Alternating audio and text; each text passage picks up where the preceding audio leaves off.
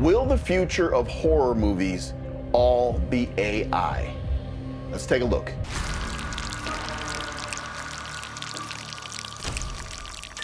Hey guys, welcome back. Horror Movie News. My name is Lonzo Liggins. Let's talk AI. This is a huge burning topic right now in our society. It's a burning topic in the business that I'm in, which is acting. And to be quite honest with you, it's a huge topic in filmmaking. So will it be the future? Will the future of films all be done from a computer with someone putting in some prompts? Well, we can read all the articles we want, right? We can go back and look at all the experts and pour down this big rabbit hole of trying to figure out what's actually going on, or we can actually look at some of the software that's being used and decide for ourselves. And that's exactly what I did. Because the most important thing that we have to understand is that if they're going to use this software to change the future of filmmaking, how are they going to use it? What we don't realize is that AI has been being used forever. We just called it a different name. We called it CGE, we called it all these different terms. Doesn't necessarily mean that it wasn't being used, because it was. We've just thought of it differently nowadays because someone else can sit down at a computer, type in a few prompts, and it can pull up this amazing thing. It's streamlined the process. So now people are kind of worried. We see people like Tyler Perry, who bought this big old studio and then said no, because now I want to look at this AI software before I actually commit to this $850 million or however much money he put into this studio. And we see a lot of the studios doing a lot of bargaining and negotiating to make sure that they are not going to be affected, or that they can capitalize, on AI. I hear a lot of actors, directors, everyone worried about what AI is going to do. So let's just cut to the chase and let's look at some of the stuff that AI can do. One of the programs that I used was called Runway. Runway is one of the most popular AI companies right now on the market. OpenSora AI is going to be out soon, but right now, Runway is one of the most popular. I know there's others, and there's people in the comments that might say, oh, I know this software, that software, and whatever, but right now we're just gonna focus on Runway. Let's look at some of the movies that are created by softwares like Runway. As you can see with this footage, yes, the background looks pretty good, but if you really look closely, this looks like AI. They can't recreate the acting human being.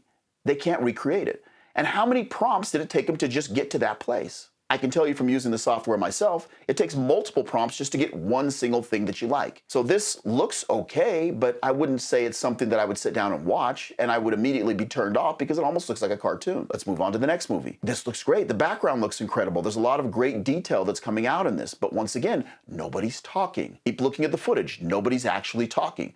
We're just moving along through space, looking at this very unique environment. Nobody's actually doing any acting. Why? Because once you start doing acting, that's when the whole house of cards comes tumbling down. Let's move to some stuff that I did myself, because I want to show you guys this, because I actually used this software and tried some of the prompts and saw how they actually work. I started with this iPhone video. Now, bear in mind, there's no sound. I didn't actually use microphones. I just used the camera on my iPhone, and I actually used the sound on my iPhone. So please don't judge me and say, oh, it sounds horrible, blah, blah, blah, blah, blah. Just watch the video. You can do whatever you want, but you're not gonna move me from this position. One wrong move, and I kill all of you.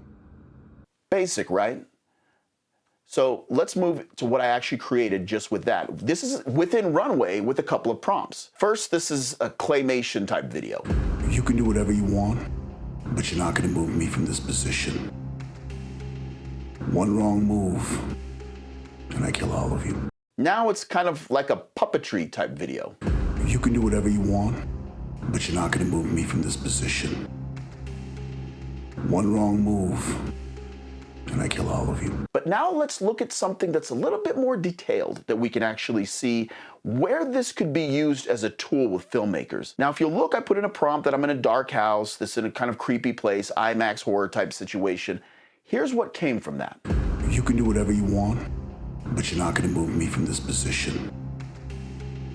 One wrong move, and I kill all of you. Now, of course, I look a little different. There's little areas where I've got some weird mustache going on there. I don't know what's going on with that, but yeah, that's kind of weird. It's like a milk mustache, but there's still some other details there. If you look really closely, there's some tattoos, there's some weird wrinkled skin, you could see some makeup. There's some good stuff that's happening within that clip. The background looks pretty decent. I'm sure if I sat and tweaked the prompts, I could pull something out of it that would be pretty good. Let's move to the next clip. This one I put in a subway, and I put myself on a subway, same situation, IMAX horror. Let's check it out. You can do whatever you gonna move me from this position.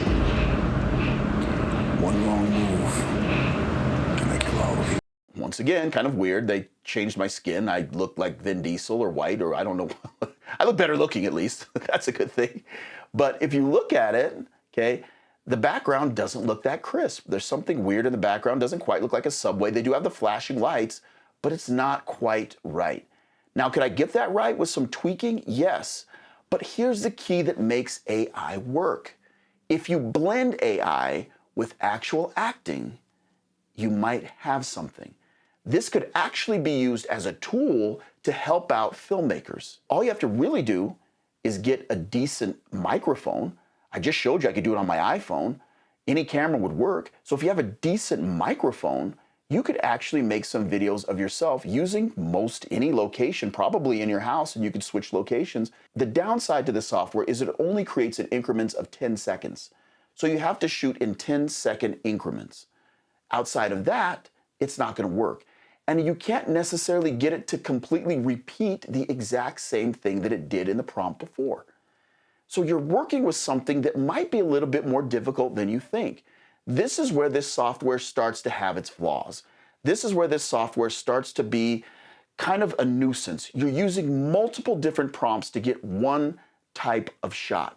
And you're hoping that that shot can be reproduced with the next shot. So if you're doing, let's say, a 30-second dialogue with you and another actor, you have to hope that the background in another shot is going to match the background in your shot. You have to make sure that there's some continuity situations happening. That could possibly be very time-consuming. Is it going to be a useful tool and will it improve? Yes, I think so. But for now, I wouldn't worry too much if I were a filmmaker or an actor. If anything, I would try and see how I could utilize this software to maybe make my own projects and get my own stuff out there. Food for thought. Thanks, guys. Stay scared.